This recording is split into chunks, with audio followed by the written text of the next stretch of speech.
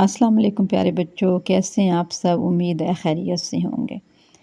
Face بک پر میں نے میم Nadia Jafri کی ایک نظم پڑھی جو کہ مجھے بہت پسند آئی۔ آج میں آپ کے ساتھ وہ نظم شیئر کر رہی ہوں۔ انہوں نے یہ نظم یکم محرم کو لکھی تھی۔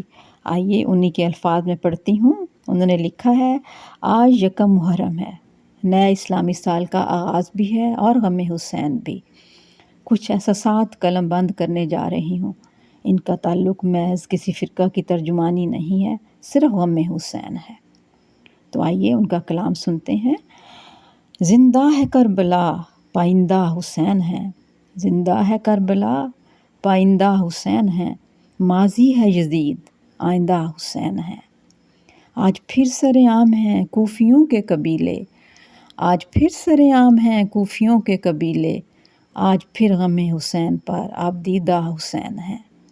گمنام گراں گوش یہ نسل نو یوں ہے، گمنام گراں گوش یہ نسل نو یوں ہے، ناداں بے مراد کو ناشنیدہ حسین ہے۔ زندہ ہے کربلا، پائندہ حسین ہے، ماضی ہے یزید، آئندہ حسین ہے۔ تم انتخاب کی حرص سے نکل کے دیکھو، تم انتخاب کی حرص سے نکل کے دیکھو، ہر نسل ہر قوم کے برگزیدہ حسین ہیں۔ یوں تو ہیں اترے کئی صحیفے عرش سے، یوں تو ہیں اترے کئی صحیفے عرش سے، تفسیر جس پہ ختم ہو جریدہ حسین ہے، تفسیر جس پہ ختم ہو جریدہ حسین ہے۔